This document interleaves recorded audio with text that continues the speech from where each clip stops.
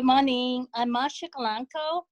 I'm the chairperson of the board of Apapa Tri-Valley chapter.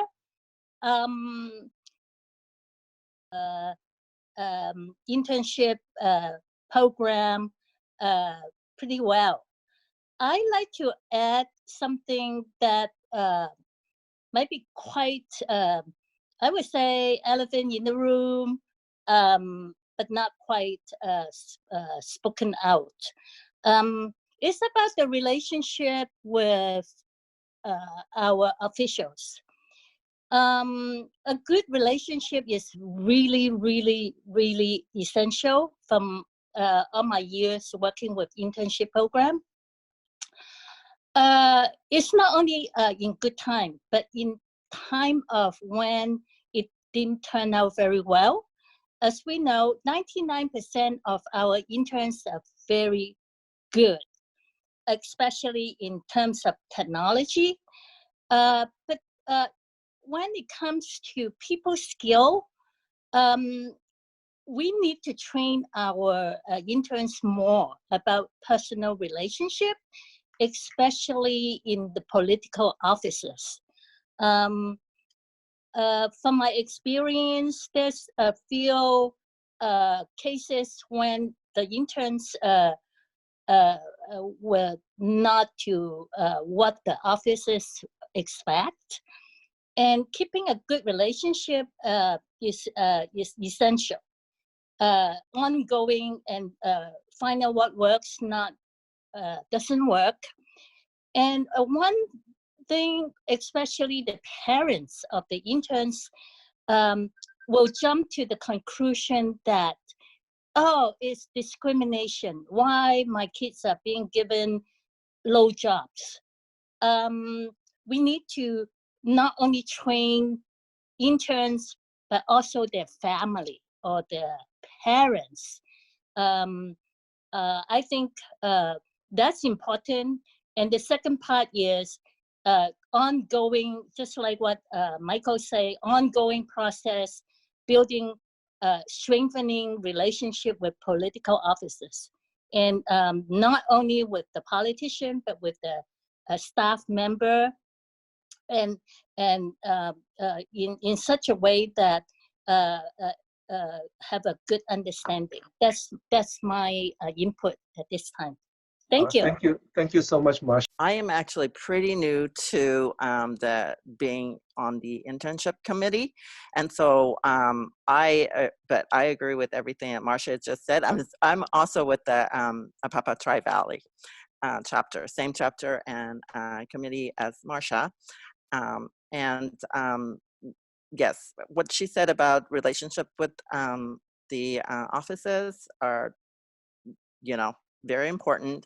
And and I was actually gonna say something like the same thing with regards to working with families, but also I agree with one of the presenters that just, because we've been doing a couple of interviews, some interviews with our applicants, and when we ask them, oh, what, because we want to match you with a specific office that would be best for your interest and your experience, they always the applicants are always saying, oh, we would like the highest office, and of course that's not always the best experience, right? It's just like the with colleges or something like that. Just because it's the rank, the top, doesn't mean it's the best outcome for the particular intern.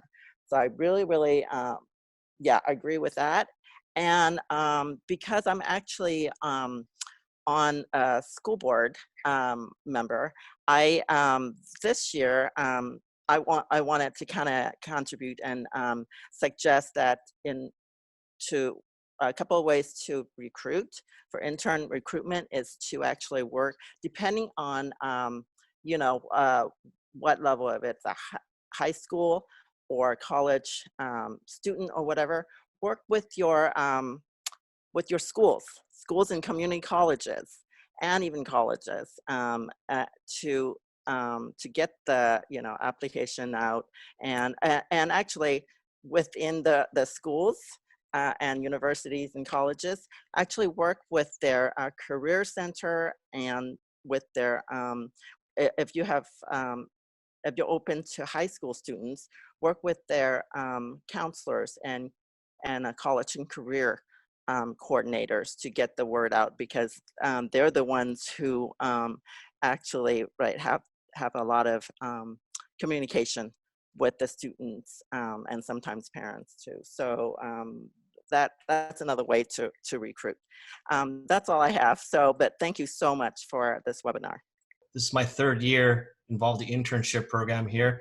The only thing I want to report, I'll just report numbers. My first 3 years here, we'd seen a steady growth in the program. Last year, we had almost 20 interns, and it got to the point where it kind of stretched us thin in terms of finding offices to place. So this year, we only had about, I think 8 or 9 applicants. So it's a noticeable decline in the number of applicants. Not sure if it's because we intentionally did not promote it as hard, or just because of the uncertainty, right now. We're in the Bay Area, which is kind of the epicenter of this crisis right now. But so far, I've noticed it might be a good thing that the quality applicants, it's just, we're getting more, at least the ones I've interviewed, we're getting students who've really, I'm impressed, they're high school students, but they've really thought through already what they want to do in college and afterwards. And they seem genuinely interested in public service, not just trying to check off a college application. So, and yeah, we're in the Bay Area, and then we were talking to some couple of offices, but last week we haven't been getting any response. Not surprised, probably because they're all at home now. So we just tell our students we just got to be patient. Nothing's certain now. So this your opening, Dr. Chang, was very helpful, giving us advice on how to deal with uncertain times. Thank you so much. Always good to hear from you. Yeah, can you identify yourself, please? Hi, my name is Hakan. I wasn't prepared, and because I wasn't notified to have a 2 minute, but I'll quickly introduce Cincinnati, Ohio youth program.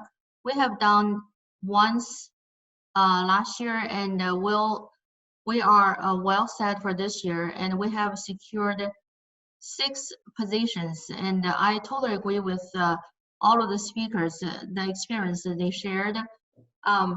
Quantity is more important than quality, and this is the one. And the second, no matter what level, and we needed to get the best out of it. And sometimes at the beginning I was struggling to get a higher level, but then I found our county level positions, those people are really nice. They go above and beyond. They're really thoughtful. They're really considerate. They always ask us, what can we do more? So having putting intern in those offices, I feel like more beneficial for the interns to learn and grow, versus maybe putting the very high position offices. Maybe they're not as attentive as the local offices. So we're very grateful to CLUSA, and we certainly will do more fundraising in the future to keep this program going. Thank you so much. Thank you, Hao. I just want to share our experience. That we organize civic leadership forums 3-4 times a year. We leverage that because we provide a platform for the elected officials to face their constituent with Asian American background. So they appreciate that. Then they, when we ask them about potential intern positions, they usually give us a positive answer. So that's one area I think where we should all have to do it. And the other thing is personal experience. I go to the fundraisers. All the elected officials do have their own fundraising activities all year round. So when I showed up, you look around, not many Asian faces. So the elected officials will recognize you quickly, and that's another way to establish a good relationships. So that's my 2 cents. Okay, thank you. Thank you so much, XP. I've been listening and I've been very impressed as well. And I want to echo the sentiments that this session is very valuable to all of us who are working so hard to run this internship program. I think, between Dr., especially with the our APAPA chapters who have shared a lot of the great experience that we gained from running the program. I think I also agree with both Dr. Michael Chang and Dr. Ali Said about the challenges that we are facing as a result of the coronavirus pandemic. Is going to be huge for us this year, and it's going to have no doubt that it's going to have a big impact on our program. So I think the challenge will be in how, to leverage up the technology, not just within, our organization, but with the offices of the elected officials that our interns are in order to make it work. I would also like to share that the tracking of those who go through the program will be very important as well, because I know that some of our interns have graduated, years ago and are doing some amazing work out in the community, and we really need to track this, their career path and see where they go and invite them back as a speaker. I mean, an example for that is, I think most of you know that the Oakland City Councilwoman, Sheng Tao, she's doing an amazing job as an elected official, and she was one of our graduates, and we have. Oh, wonderful. Can you identify yourself? This is Hao Kang from Cincinnati. This year, besides all of the positions, we have secured this one position is very interesting. It's with the City of Mason, which we're at. They offer us a 40-hour internship because they're new. Last year we met them, they were very interested, but this year they get back to us and say, we're not ready for 120 hours, but we really want to test the water. Just have you guys for a week in their engineering and the building department.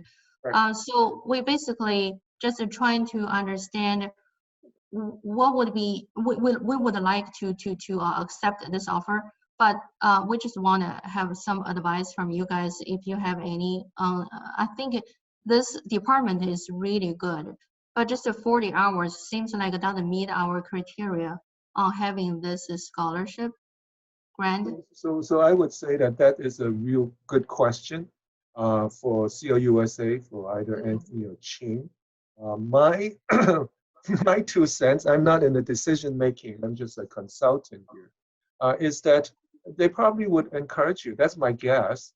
But if I were them, I would, because here you have, it's a much more technical type of department, right? You said engineering, right? Yeah, engineering, yes. Yeah, it's a different kind of internship. It's not, right? So it's in the City of Mason, so they do all of the. Exactly. It's belong to the government. It's belong to the city. Yeah, it's not exactly involving leadership. And those are the kind of government internship that as different programs progress, they might go into. But then you always need to find the right match for that kind, right? Mm-hmm. Sometimes people, let's say if it's a finance, they want a student in finance, maybe, right? If it's in planning, city planning, they want a student that's taken college courses in urban planning. And so it's a different level. My 2 cents is that, hey, 40 hours of good internship experience is probably better than 160 hours of not so good experience. So anyway, that's my 2 cents. Thank you very much. No problem. Yeah, so in the interest of time, I'm going to hand this back to Anthony because I think he has a survey that he wants to engage you. And then I think Ching and Anthony Ng has closing remarks.